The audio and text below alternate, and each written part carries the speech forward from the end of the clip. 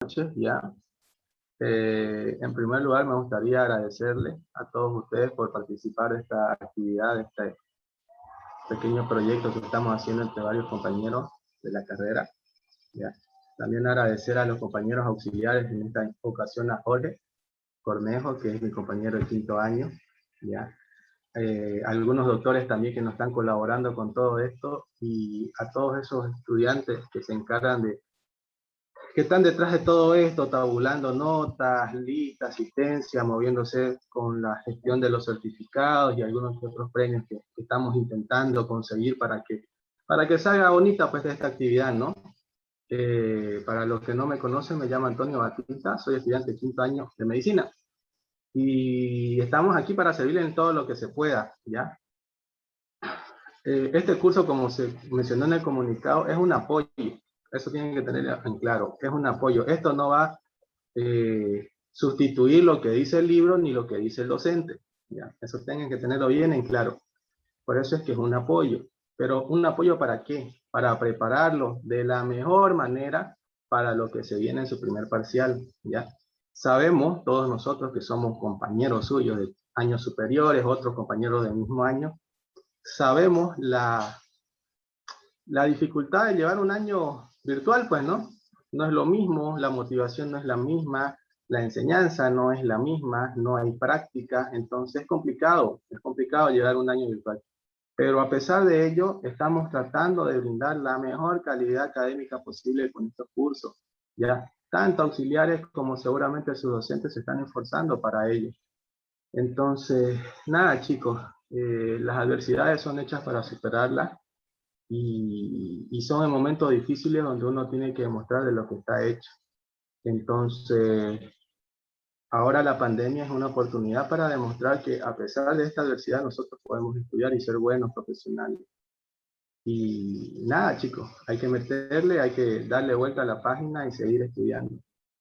Espero que estas clases le ayuden y puedan prepararlos de la mejor manera para dar un buen parcial, ¿no? Que eso es lo que queremos, un buen parcial y que también aprendan mucho. No sé si Jorge tiene algo para decir. Bueno, buenas noches, chicos. Bueno, gracias, Antonio, por la invitación. Bueno, ustedes mismos saben, fisiología es una de las materias más pesadas se podría decir, del segundo año. Una de las materias quizás un poco, no complicado de entender, pero por los diferentes tipos de docentes que existen, sí hay muchos que tropiezan. Pero no es nada de otro mundo, no es nada difícil, sino el que estudia, lee, la va a entender de una forma muy bonita, porque fisiología es la base, ¿ya? Pregunten a que sea aquí mismo Antonio, yo, sabemos muy bien que estando en quinto seguimos con fisiología repasando y repasando, porque es básico, ¿ya? Eso. Ah, una cosita más que me olvidé.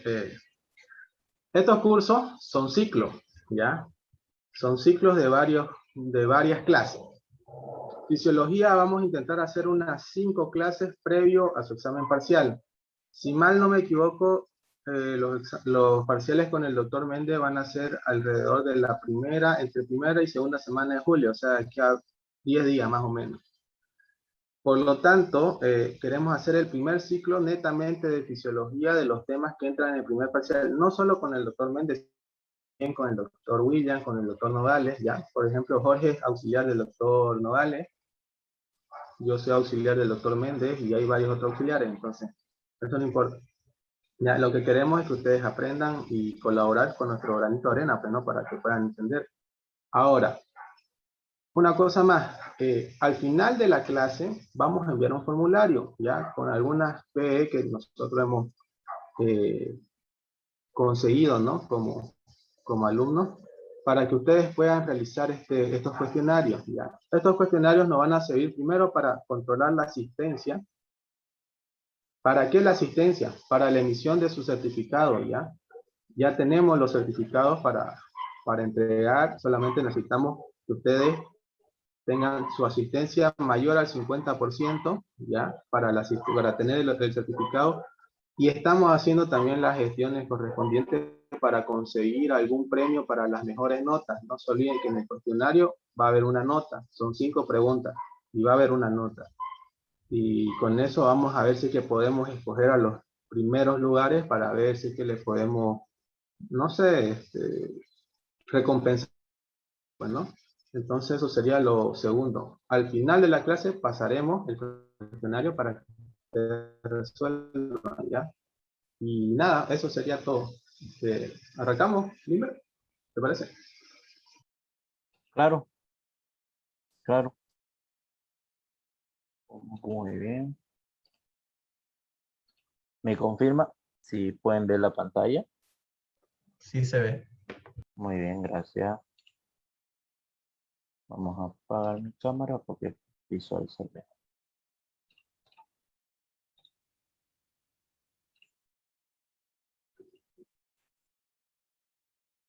Muy bien.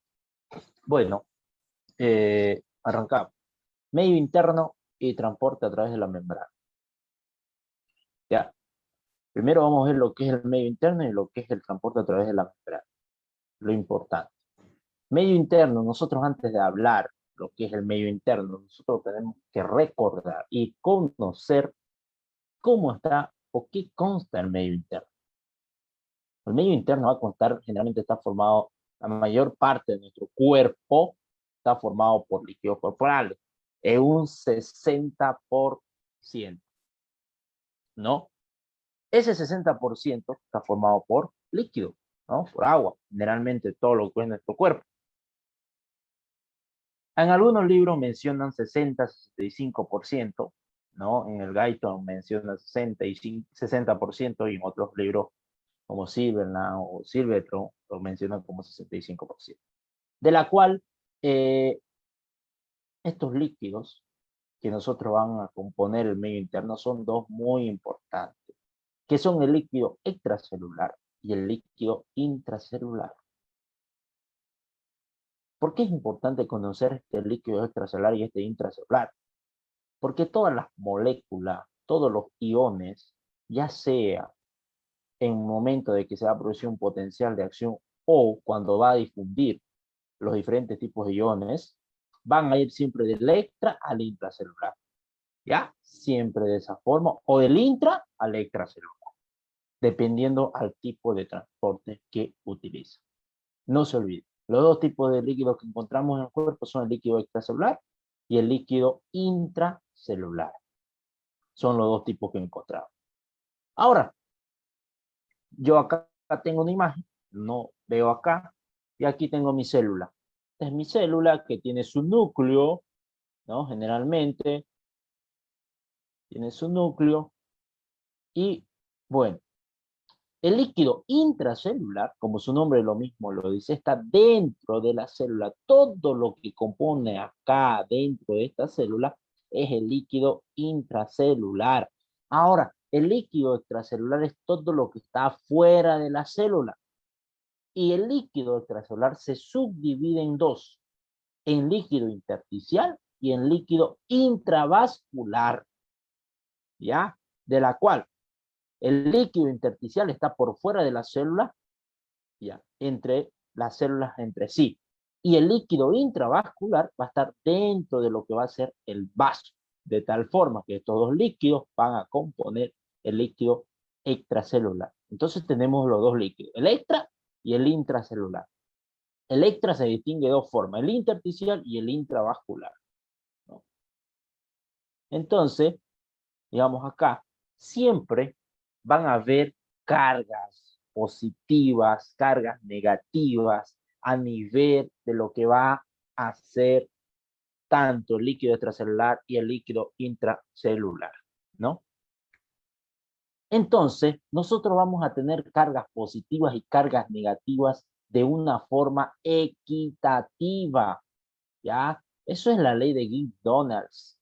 Es un tipo de ley que menciona en otros libros, en la cual que tanto el líquido intracelular y el extracelular contienen la misma cantidad de carga eléctrica, de tal forma que ese equilibrio de cargas positivas y cargas negativas entre el intra y el extracelular me va a llevar a un equilibrio, más allá también de la concentración de los iones, que va a ser igual tanto en el intra como el extracelular, ¿no? Esa concentración, ese equilibrio me va a llevar a la famosa palabra nombrada que es la homeostasis, ¿no? El equilibrio que va a haber entre el líquido intracelular y el líquido extracelular. Entonces, yo acá tengo mis cargas positivas y mis cargas negativas. Yo estas las hice como un ejemplo.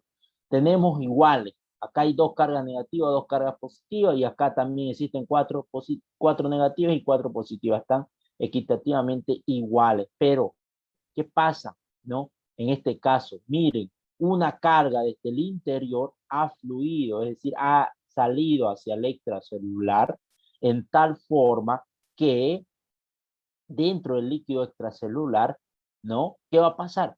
Va a aumentar la concentración de las cargas positivas, de tal forma que nosotros vamos a decir que el líquido intracelular es menos 1 milivoltio más negativo que el extracelular. Acá ya hay un desequilibrio, ¿no? Pero si yo estoy acá mencionando el potasio, ¿no?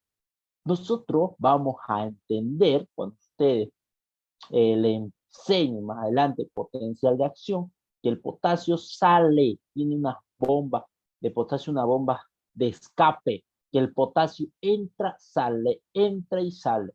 Y esa entrada y salida del potasio mantiene en equilibrio lo que es la membrana entre el intra y el extracelular. Ahora, ¿qué pasa si dentro de lo que va a ser líquido intracelular aumentamos más una carga positiva o una carga negativa? ¿Qué va a pasar? No, aquí yo, por ejemplo, bueno, se me borró mi animación, pero bueno, le voy a aumentar una carga positiva. Tenemos 1, 2, 3 cargas positivas y 2 negativas. Existe un desequilibrio. Entonces, ¿qué va a pasar? El líquido intracelular se hace muy negativo en relación al líquido extracelular. Estas concentraciones de cargas es la famosa ley de Gibbs-Donner, ¿ya? Generalmente, que algunos libros lo mencionan, Guyton no lo menciona, pero es una forma de poder que ustedes entiendan sobre el equilibrio que va a haber entre el líquido intra y el líquido extracelular. No solamente los iones, más adelante vamos a ver de las moléculas que también tienen que estar en equilibrio constantemente. Y un ejemplo muy importante, ¿qué pasa si nosotros administramos potasio sin diluir directamente en vena? Es una de las prácticas que generalmente yo siempre lo menciono y les explico, ¿no? Es que cosa, nosotros administramos potasio sin diluir por vía intravenosa generalmente a un paciente. Y al administrar, ¿qué va a pasar? Vamos a administrar y va a aumentar las cargas positivas a nivel del líquido intravascular. Ese aumento de las cargas positivas, ¿qué va a pasar? Va a hacer que se aumente las cargas positivas en el intracelular.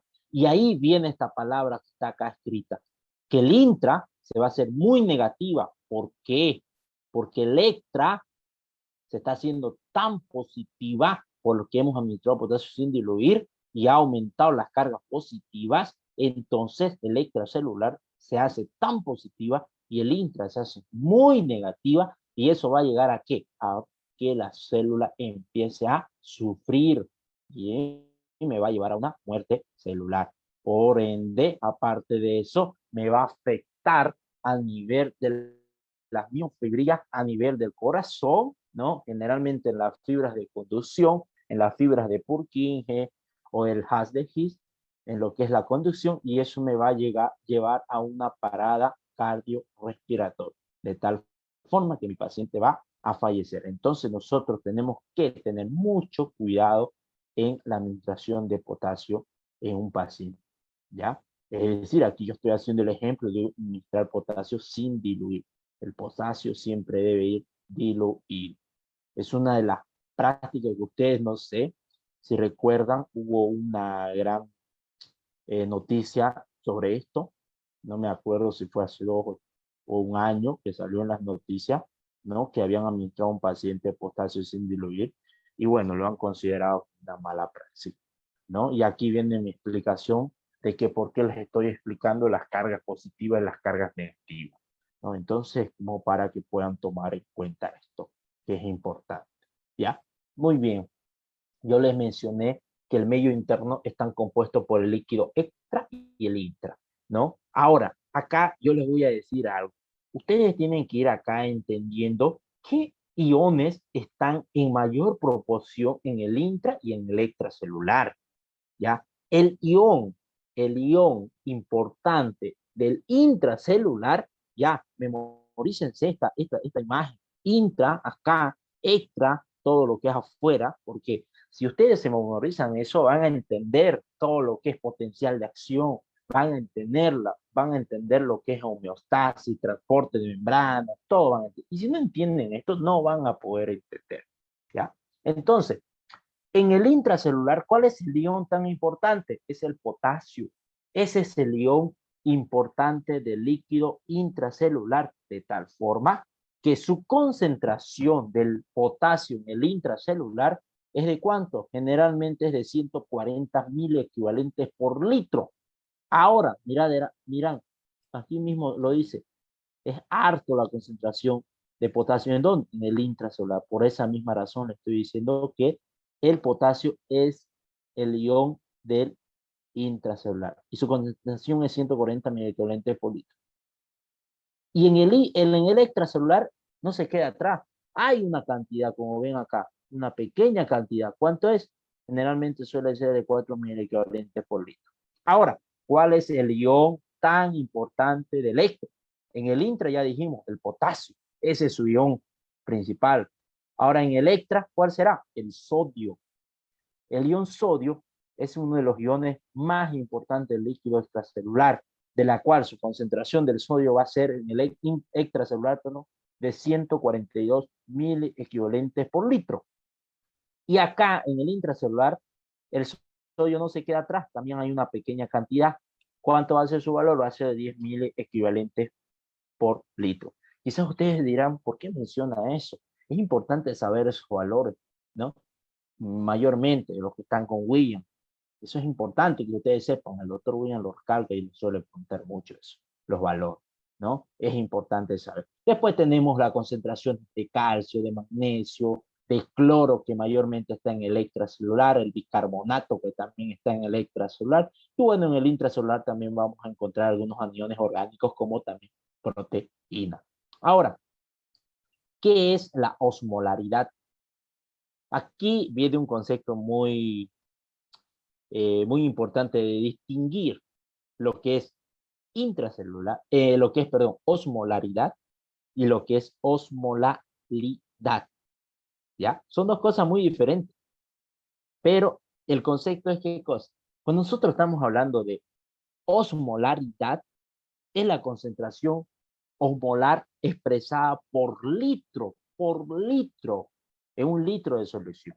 Pero cuando hablamos de osmolalidad con L, ¿ya? ¿Qué cosa? Es la concentración osmolar, pero expresada generalmente por kilogramo de agua. Lo expresa con kilogramo. Quizás no es importante saber eso, pero sí es importante saber para la práctica en la parte de cuando ven osmolaridad. Lo normal en nuestro cuerpo es de 280 a 296 miliosmoles por litro, ¿no? Es la cantidad de la osmolaridad que vamos a encontrar. Bueno, en el líquido intracelular es de 281, en el extra es de 281, no hay nada de diferencia a comparación que en la plasmática de 282, ¿no? Pero esas dos diferencias, no se olviden, osmolaridad es de litros por solución y osmolalidad es kilogramo por solución, ¿ya? Eso es nada más. Y los iones, ¿cuál es el ion tan importante del intra y cuál es el ion del extra? Y cuáles son sus valores que son importantes que ustedes la sepan. Ahora, dirán esto, ¿qué es esta imagen? ¿Por qué está acá? Esta imagen que ven acá es una palabrita que ustedes la conocen generalmente como osmosis. ¿Ya? Esto es la osmosis. ¿Y qué es osmosis? Es la difusión neta de las moléculas de agua de una de mayor concentración a una de menor concentración. de las moléculas de agua. Es la difusión neta a través de una membrana semipermeable. Y ustedes verán acá, miren, acá las concentraciones de agua, o sea, las moléculas de agua, aquí hay hartísimo, ¿no? Tenemos hartas moléculas de agua. Entonces, esta alta concentración hace que el agua fluya de una de alta concentración a una de menor concentración. No va a fluir las moléculas de los iones, es decir, de estas moléculas de soluto. No, solamente las moléculas de agua. Las moléculas de agua van a fluir a través de esta membrana semipermeable. Eso es la ósmosis. Difusión neta del agua a través de una membrana semipermeable. ¿Ya? Esto me va a ayudar a ¿qué? Para que la célula bien se hinche o se contraiga. ¿Ya? Y ahí va a entrar las famosas palabras de soluciones hipertónicas, soluciones hipotónicas y soluciones isotónicas. Y van a ver por qué. Acá miren esto. Nosotros tenemos, por ejemplo, acá una condición hipotónica, una condición hipertónica. Lo isotónica es equilibrio. La hipotónica, imagínense esto, miren, ¿qué va a pasar? El agua fluye en una condición hipotónica, fluye el agua del extracelular al intracelular. El agua va a fluir. ¿Por qué fluye? ¿Por qué va a fluir? Porque en el extracelular hay poca cantidad de moléculas de soluto. Entonces, y en el intra hay mayor cantidad de moléculas de soluto. Entonces, por esa gran cantidad de moléculas de soluto, acá el agua va a fluir desde el extra al intracelular. Y esa difusión, ¿cómo se conoce? Como ósmosis, que es la difusión neta de agua a través de una membrana semipermeable, de una alta concentración de agua a una de menos. Va a fluir, ¿por qué? Porque acá hay muchos solutos y hay poco agua. Entonces va a fluir, ¿y qué va a pasar? La célula se va a hinchar. Y eso se va a conocer como una condición hipotónica. Y la célula se va a hinchar. Ahora, en la solución hipertónica es todo lo contrario a lo hipotónico. Las concentraciones de las moléculas de soluto en el extracelular están en mayor cantidad, de tal forma que el agua fluye desde el intracelular hacia el extracelular, siendo así que a la célula lo va a dejar en una forma encogida, como forma de un riñoncito, en una forma arriñonada. Lo va a hacer chiquitito. ¿Por qué? Porque la célula, el agua se fluye, va a fluir hacia el extracelular. Eso va a ser una condición hipertónica. Ahora, ¿qué pasa en una condición isotónica? Es un equilibrio, es decir, que las concentraciones de los solutos a nivel del intracelular es igual al extracelular. Y la concentración de agua va a ser lo mismo. ¿Por qué? Porque el agua va a estar en equilibrio. Y ese equilibrio lo voy a deducir o lo voy a conocer en fisiología como homeostasis. Pero estos dos ejemplos estoy refiriendo a situaciones que pueden pasar dentro de la célula, ¿no? Pero una condición isotónica, equilibrio. Eso es la homeostasis normal. Ya, no se olviden eso. Por esa razón es importante conocer entre el líquido intra y el líquido extracelular, ¿no? Ahora dirán, eso es importante conocer sobre los líquidos, por esa misma razón. Ahora vamos a ver lo que es la bicapa lipídica. Nosotros para conocer el transporte a través de la membrana, nosotros tenemos que conocer la bicapa lipídica. Ustedes dirán, ¿qué será bicapa lipídica? Bueno, es la membrana, es la capa de la célula que se encuentra generalmente, ¿no? Aquí nosotros vamos a tener la célula, perdón, vamos a tener la célula y aquí va a estar el líquido extracelular. Este va a ser aquel líquido intracelular y aquí va a ser el extracelular. Y esta capa de acá, esa va a ser la capa de esta, la famosa bicapa lipídica, que va a estar formada ¿por qué? Por doble capa de fosfolípidos. Miren, acá hay una capa y de acá es otra capa. Por eso se le conoce como bicapa lipídica, que está formado por una doble capa de fosfolípidos, de la cual estos fosfolípidos tienen una cabeza y tienen una colita, que la cabeza generalmente suele ser hidrófila. ¿Qué quiere decir hidrófila? Que tienen afinidad por el agua. Y lo que es la parte de la cola suelen ser hidrófobas, que no tienen afinidad por el agua y repelan al agua. Y lo mismo acá. ¿Por qué? Porque es lo mismo. Es una doble capa. Y aparte, ¿qué más tenemos en esta bicapa lipídica?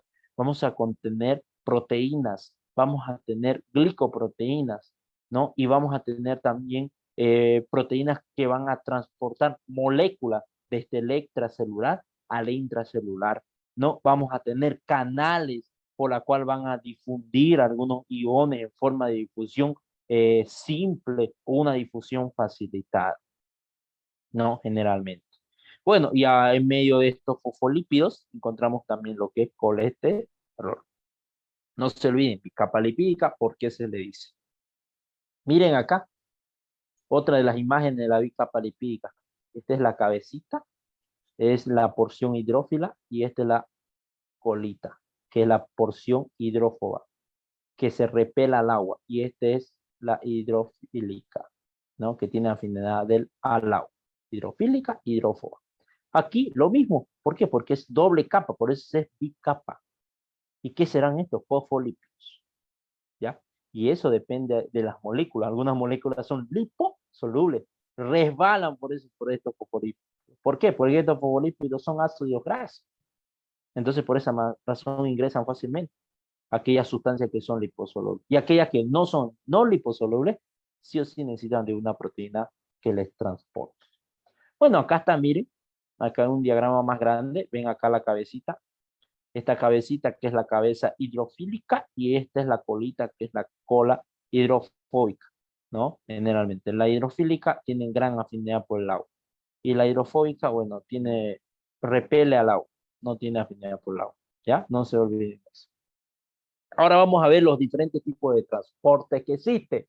Nosotros tenemos dos tipos de transporte, uno que es de forma de difusión y el otro es transporte activo.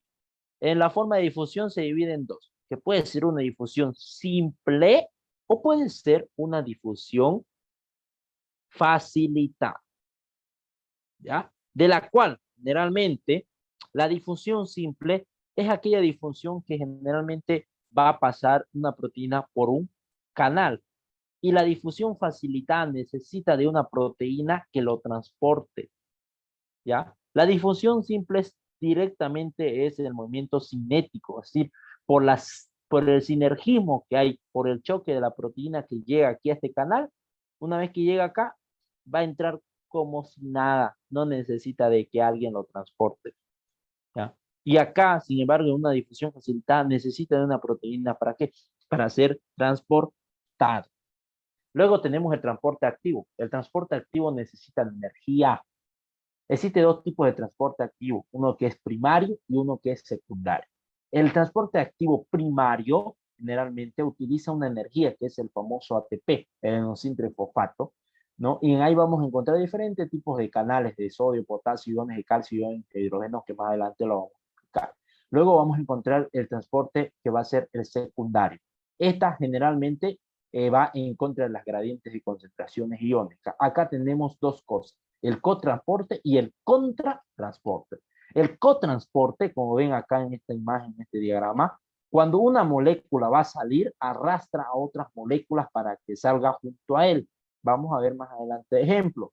Y el contratransporte es qué cosa, que una molécula que se encuentra en el extracelular o un ion que está en el extracelular y quiere entrar, para que entre tiene que haber otro ion acá en el intra esperando para que salga, con tal que solamente va a entrar cuando ese ion quiera salir. De esa forma. Ese es el contratransporte. El cotransporte es que arrastra, es decir, que aquí está saliendo el sodio y va a arrastrar a potasio para que salga hacia afuera. No es un tipo de cotransporte. Entonces no se olvide, difusión simple o difusión facilitada. La difusión simple generalmente es movimiento cinético de las moléculas que se producen. ¿no? ¿A través de qué? De una apertura de un canal, ¿ya? Es decir, que no necesita interactuar con ninguna proteína. Eso es la difusión simple. Va a pasar fácilmente. Y acá la difusión facilitada sí necesita de una proteína, ¿ya? Necesita una proteína transportadora, ¿no? Es como si fuera usted, alguien que vive por el cuarto anillo. Para ir a la universidad necesita de un transporte, necesita un micro y tiene que agarrar. Ahora, hagamos ejemplo de otra persona. Una persona que vive por la avenida Bush y está cerca y necesita un micro. No, directamente pasa a la avenida y va a pasar a la universidad y va a entrar, ¿no? Es un tipo de difusión simple que no necesita a nadie que ingresa fácilmente. Sin embargo, el otro sí necesita de algo que lo transporte. En el transporte activo, ¿qué necesita? Aparte de necesitar una proteína que lo transporte, necesita energía. Acá, ¿cuál será la energía? Es por la cinética, es decir, por el choque de las moléculas, generan energía y van a entrar. Pero acá, en el transporte activo, necesitan energía. El primario, no se olviden, utiliza ATP, adenosina trifosfato. Y dirán, ¿el secundario qué hace? El secundario utiliza también la energía de ¿qué? De las concentraciones iónicas entre el extra y el intracelular. Y por esa misma razón hay estas dos, el cotransporte y el contratransporte. Por esa misma razón. ¿Ya? Bueno, acá dirán esta imagen que ven aquí, ¿qué será? Esta imagen que ven acá, el primero de acá, es la famosa difusión simple. Nosotros aquí tenemos el exterior, esta es la bicapa lipídica, ¿no? Esta es la membrana de la bicapa lipídica, ya saben, esta es la doble capa de fosfolípido. Entonces tenemos el exterior que es el extra y el intracelular. Perfecto, miren acá, tenemos el ion, que es el sodio, ¿no? Tenemos el ion sodio. Ahora, aquí nosotros vemos que el ion sodio, ¿no? La compuerta de este canal está cerrado. Cuando está cerrado, el ion sodio no ingresa. Pero cuando este canal se abre, el ion sodio va a entrar como si fuera no sé qué, como si fuera su casa. Ingresa fácilmente, sin necesidad de qué, sin necesidad de que se active. Esta puerta se abre, ¿cuándo se va a abrir? Cuando existe diferencia de iones, ¿no? En la concentración de iones. ¿Entre quién? Entre el extra y el intracelular. Ahí se van a abrir. Otro ejemplo, aquí tenemos el potasio. El potasio, ya les dije, recuerdan, el potasio es un ion del intra. El sodio ha ingresado, es del extra. Es un ion del extracelular. Por ese ingreso. Ahora aquí el potasio, otro ejemplo. El potasio quiere salir, pero la compuerta está cerrada, ¿no? Pero como existe una diferencia de concentración, esa compuerta se abre y el potasio va a fluir como si nada. Ay, perdón. Como si nada va a fluir hacia afuera. Va a fluir hacia afuera como si nada, ¿no? El potasio. ¿Por qué? Porque la compuerta va a estar abierta. Una difusión simple. No necesita de nadie, solamente que se abra y ¡pum! Entra. ¿Ya? No necesita que alguien le obligue. No necesitan tampoco energía, no necesita ATP, sino que lo hace por su propio sinergismo, por el choque de las moléculas que existe acá. Y va a fluir como si nada. ¿Es un tipo de difusión? Sí. ¿No? Ahora, perfecto. Ahora tenemos acá otra de las imágenes, el de acá, que ven en la parte de acá. Esta es un tipo de difusión facilitada. Recuerda, la difusión facilitada, perdón, necesitaba de una proteína que lo transporte. Era aquella persona que vivía en el cuarto nivel y necesitaba un micro para poder llegar a la universidad. Es lo mismo acá. Nosotros, es decir, viene acá la proteína, ¿no? En este caso aquí viene la proteína viene y se tiene que unir ¿a dónde? A la molécula transportadora. Esta molécula transportadora lo va a transportar, ¿no? Lo va a transportar y va a unirse a este punto de unión y al unirse, ¿qué va a pasar? Une y se va a abrir la compuerta en el interior y ¡pum! La proteína va a entrar, va a ser liberada hacia el intracelular. Viene la molécula, se une a su proteinita, se une acá, y esta proteína ingresa hay un punto de unión y al momento de ver el punto de unión, ¿no? Luego de ahí se abre la compuerta en el interior y va a entrar la molécula. ¿Eso qué ha utilizado? Una proteína. Alguien que le transporta esta molécula. ¿Para qué? Para que pueda empezar. Es un tipo de difusión facilitada. ¿Qué energía ha utilizado? La energía cinética, es decir, la energía de acá, de esta proteína, nada más. Es lo mismo como esto, pero esta es una difusión facilitada, que cuando está abierta la puerta ingresan. No necesita de alguien que le transporte. Pero aquí sí necesita de alguien que le transporte. Este es un tipo de difusión facilitada. Muy bien, sigamos acá. Ahora vamos al transporte activo. En el transporte activo yo les dije que existe dos.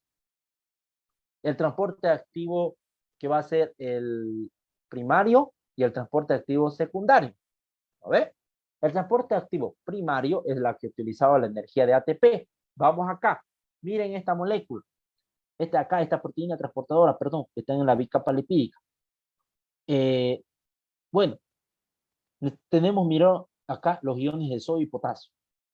El ATP, como utiliza la energía del ATP, este adenosín trifosfato ¿qué cosa? Se va a convertir en ADP, ¿no? Es decir, este adenosín trifosfato está formado por ADP, adenosín difosfato más un fosfato, ¿no? De la cual estos dos van a formar el famoso ATP, adenosín trifosfato, ¿no? Entonces, al momento que va a pasar todo este mecanismo por el cual el potasio va a ingresar al interior de la célula y el sodio va a salir al exterior de la célula, ¿no?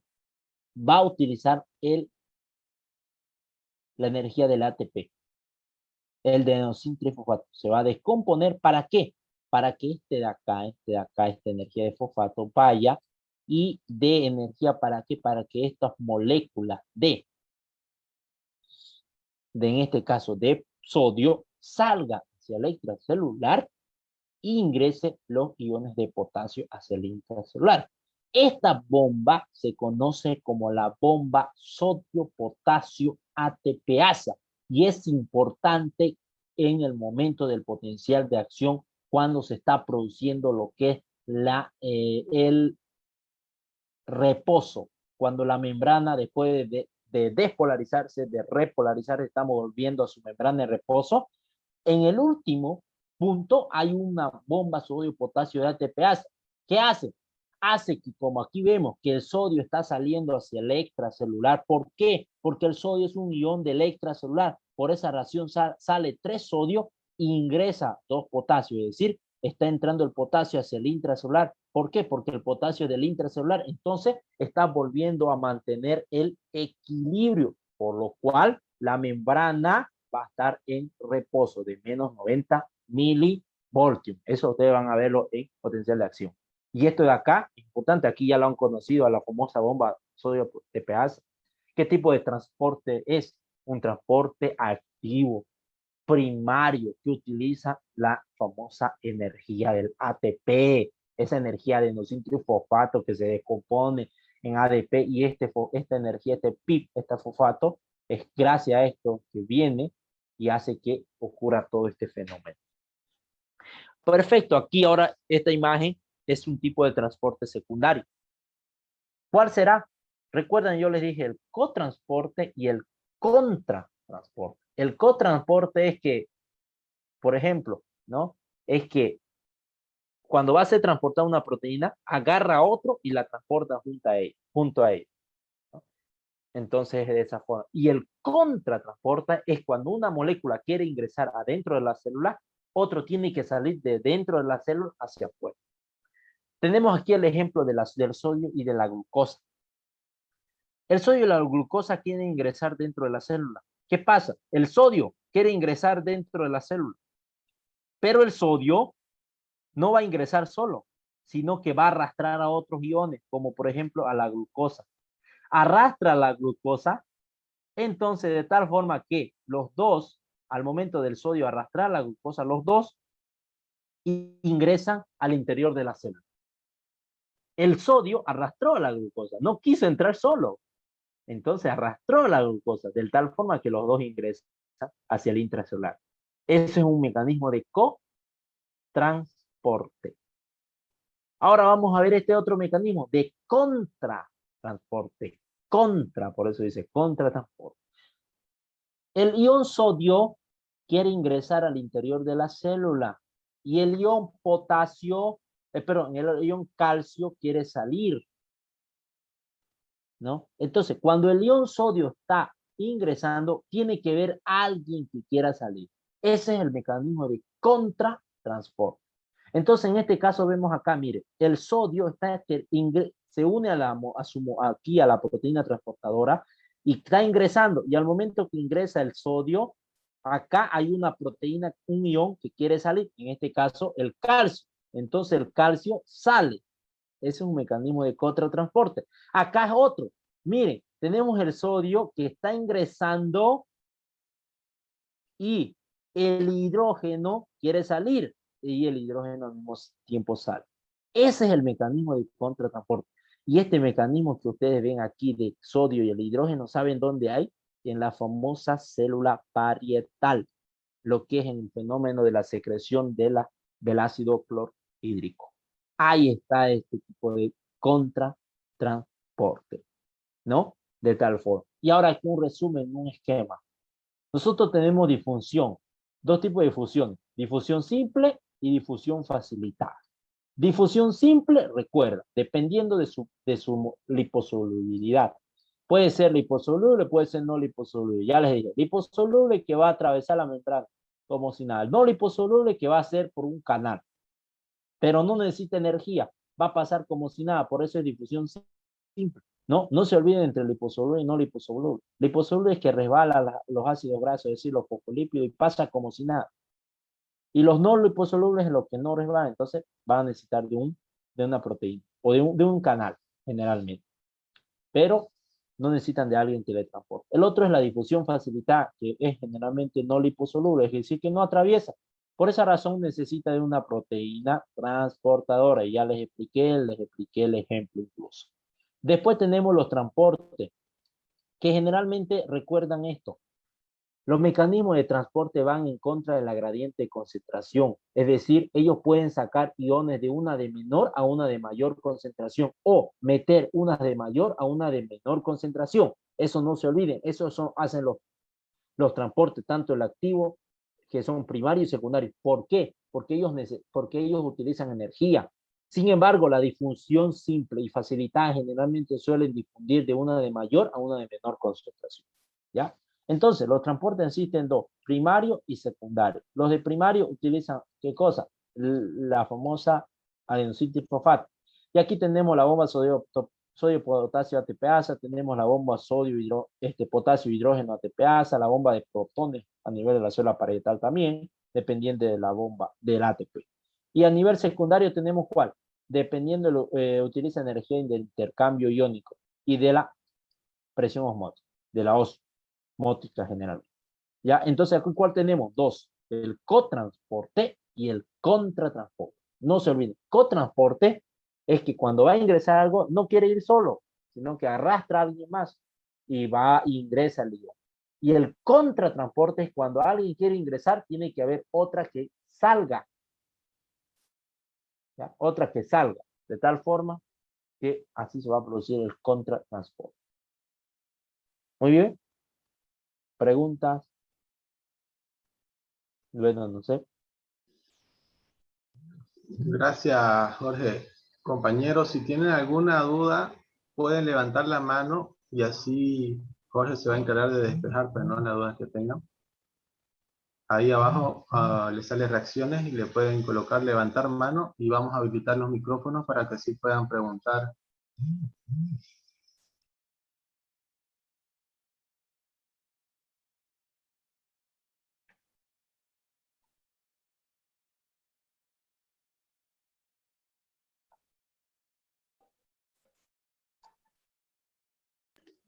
Torres ya puede realizar su pregunta.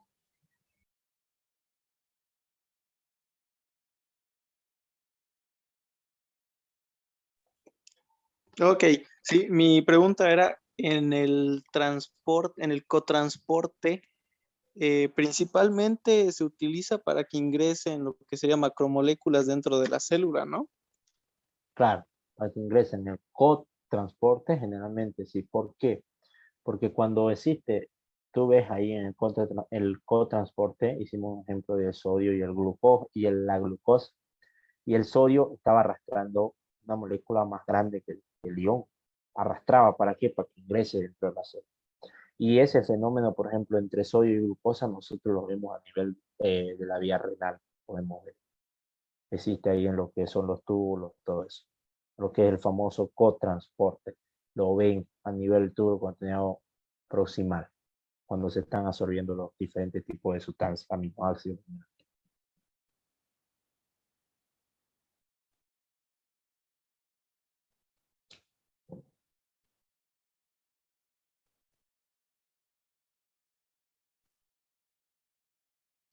Vamos chicos, sin miedo, pregunten que sobre todo tipo de transporte activo, algo que se suele preguntar siempre en los exámenes. Si no les quedó claro, pregunten sobre eso. ¿Cuándo es transporte activo? Primario, secundario, ¿qué es difusión? Osmosis. Hay bastante confusión en esos términos. Sí, sí, sí, por eso tienen que ustedes saber bien entre osmosis, concentración de los iones, cuál es el ion más importante, el intra, el extracelular. Quizás ustedes han visto que yo se los mencioné, los valores. Quizás en algunos por ejemplo, los que están con Nogales no le van a pintar casi esas concentraciones, cuánto porcentaje. Pero los que están con William les preguntan. Los que están con Nogales tienen que saber medio interno. Ese equilibrio del líquido extracelular e intracelular tienen que ustedes dominar así, porque a partir de ello van a empezar a hacer diferentes tipos de esquemas, ¿no? Y los de Méndez, bueno, ahí está Antonio. El doctor igual pregunta mucho, en el caso del doctor Méndez, pregunta mucho tipo de transporte, ya sea activo, primario, secundario, cuál es la diferencia de uno con el otro, cuándo es una difusión simple, ¿ya? Hay una compañera que quiere hacer una pregunta, Luana. ¿Ya puede habilitar su micrófono?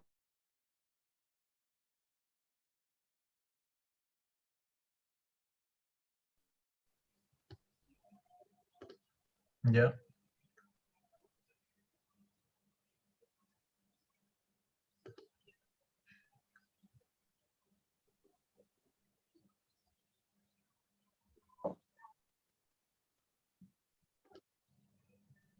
¿Puede encender su micrófono, Luana? Disculpe, estaba hablando con el micrófono apagado. Mi pregunta era el tipo de energía que era utilizada en la secundaria. En la primaria nos mencionaba que era el ATP, en la secundaria no escuché qué tipo de Ya, energía era utilizada. en la secundaria generalmente la energía que utilizan todos los tipos de cotransporte, perdón, de contratransporte y contransporte es la energía del intercambio iónico. ¿Por qué la energía del intercambio iónico? Porque recuerdan ustedes que si un ion quiere ingresar, arrastra a otro ion, ese es un cotransporte, entonces al momento de arrastrar, esa energía de los dos hace que ingresen adentro. Y el otro es el contratransporte, que cuando un ion quiere ingresar y otro tiene que salir, entonces ese intercambio hace que genere energía y por lo cual se produzca el transporte, ¿no? Lo que es el transporte secundario. Se da debido al intercambio iónico. Por eso el intercambio iónico es que se produce la energía. Hay otro compañero igual, André Luque. ¿Puede encender su micrófono? Buenas noches. ¿Podría hablar sobre la osmolaridad y lo que tiene que ver con el medio interno?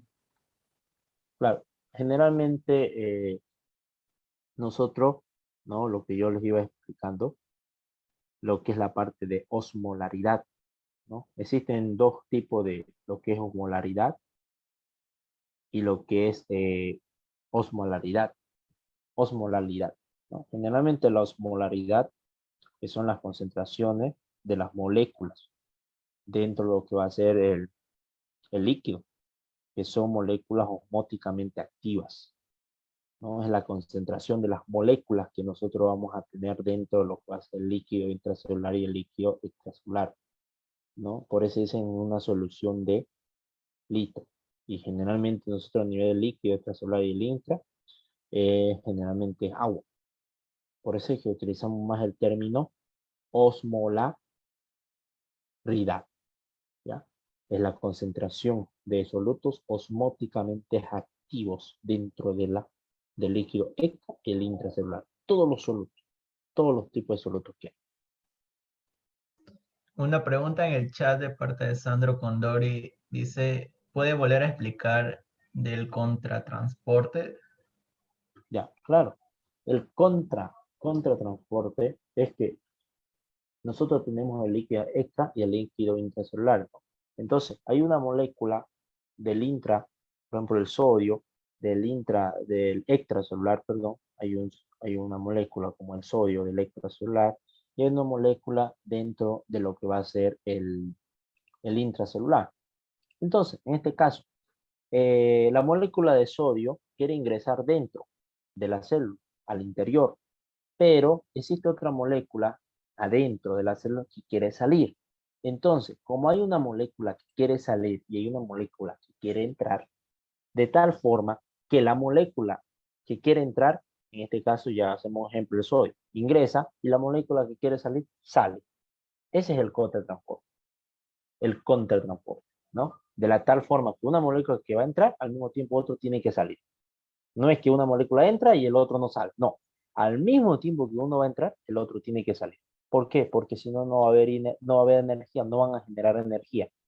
Y si no van a generar, si no generan energía, ¿qué va a pasar? No va a haber transporte. Entonces no se va a producir, no se va a poder producir este tipo de contratransporte. Este contratransporte nosotros lo vamos a ver a nivel de lo que van a ser los túbulos renales. Vamos a encontrar este tipo de contratransporte. Otra pregunta de Canaviri Ábalos. ¿Podría explicar otra vuelta a la condición hipotónica? Claro, a ver, las condiciones hipotónicas y las condiciones hipertónicas. Eso tenemos que entender, lo primero para entender eso nosotros tenemos que entender lo que es osmosis, tenemos que entender las concentraciones entre el líquido extracelular y el líquido intracelular. En una solución hipotónica estamos hablando cuando nosotros tenemos gran concentración de solutos a nivel de lo que va a ser el intracelular dentro de la célula, de tal forma como existe gran cantidad de solutos dentro de lo que va a ser la célula, ¿qué va a pasar? El agua está en mayor cantidad en el extra, entonces va a fluir dentro de la célula y al fluir dentro de la célula, a la célula la va a hinchar y eso va a ser una condición hipotónica. Ahora, en una condición hipertónica es todo lo contrario. Las concentraciones de soluto en el extracelular van a ser mayor cantidad y en el intracelular, ¿no? En este caso, el agua está en gran cantidad. Entonces, ¿qué va a pasar? El agua va a empezar a fluir, ¿no? Con una difusión neta, osmosis, empieza a fluir hacia el extracelular, ¿no? En tal forma que la célula lo va a dejar arriñonada, chiquitita, la va a riñonar y la va a formar, chiquitita la va a formar como un riñoncito, de tal forma, ¿no? Lo va a exprimir y por eso el agua se va.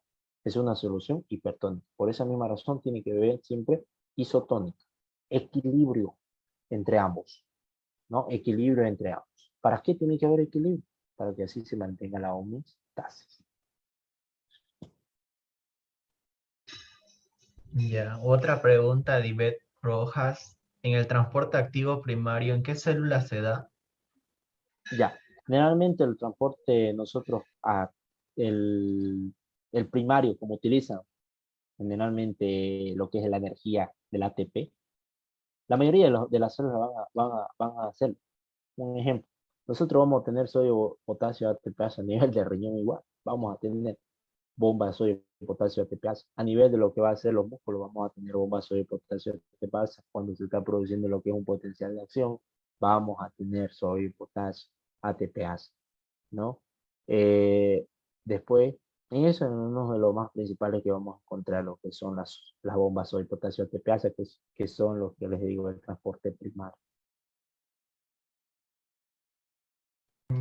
Ya, la última pregunta de Stephanie Rodríguez. ¿Puede explicar el cotransporte? Ya, el cotransporte es qué cosa. Cuando una molécula va a ingresar dentro de la célula, ¿no? En este caso, no entra solo, es decir, no va a entrar solo, sino que va a arrastrar a otra molécula, arrastra a otra molécula, de tal forma que al momento de arrastrar esa molécula, los dos generan energía y por esa razón entra y eso genera cotransporte. Ahora, todo lo contrario puede pasar que algo quiere salir de adentro hacia afuera. Entonces, desde adentro quiere salir, por ejemplo, el potasio. Va a arrastrar a otra molécula, no va a salir solo el potasio, arrastra a otro y con los dos generan energía y salen hacia afuera, ¿no? Entonces, siempre va a ir, siempre va a arrastrar otras moléculas. El libro lo menciona. Cuando un ion, o sea, un cotransporte se va a generar ¿cuándo? Cuando un ion quiere salir y al momento de salir, arrastra otras moléculas, no sale solo, de tal forma que se forma el famoso cotransporte.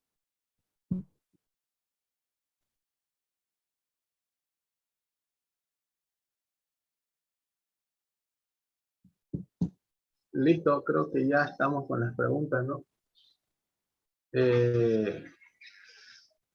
A ver, chicos, este tema es muy importante que ustedes lo entiendan. Transporte a través, yo les decía eso a mis alumnos, es un tema que te va a explicar muchas de las funciones fisiológicas que hay ya en nuestro organismo. El Auxiliar mencionaba renal, harto se maneja transporte en renal. Gastro también, por ejemplo, la absorción de glucosa a nivel gástrico es por un cotransporte cuando va junto con el sodio. Por ejemplo, otro tipo de transporte que se maneja bastante es la difusión. Cuando hablan de respiratorio, el intercambio gaseoso entre CO2 y oxígeno es por igual transporte pasivo, difusión, ¿ya?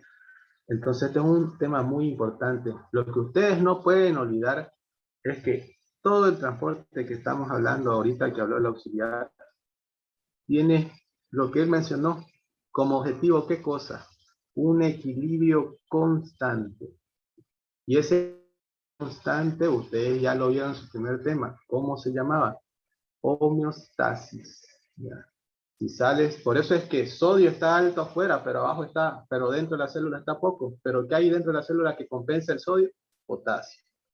Cloro está afuera, negativo, está en altas cantidades, adentro en pocas cantidades. Pero ¿qué te compensa el nivel de cloro, la carga negativa? Las proteínas intracelulares. Ya, todo está con equilibrio. Cuando se rompe este equilibrio es cuando comienzan a surgir las patologías, o por lo menos eso es lo que se crea a nivel molecular. ¿Ya? Entonces, espero que la clase le haya ayudado. Y nada, para los que entraron a mitad de la clase o tal vez no pudieron escuchar al principio comunicado, es que este es un ciclo, ¿ya? De alrededor queremos o creemos que va a ser unas 5 clases. Vamos a pasar los días más o menos con anticipación en el grupo, en el cual vamos a realizar un cuestionario al finalizar la clase, ahorita se los voy a mandar, para hacer una asistencia más o menos de todos ustedes, la asistencia que están teniendo en estas clases, para que así podamos emitir un certificado por asistir a las clases, ¿ya? Y también estamos en otras gestiones para ver el tema de las mejores notas de estos cuestionarios, pues para ver si es que podemos conseguir algún tipo de incentivo, pues no para que no lo hagan por hacer nomás el cuestionario, sino que le pongan interés.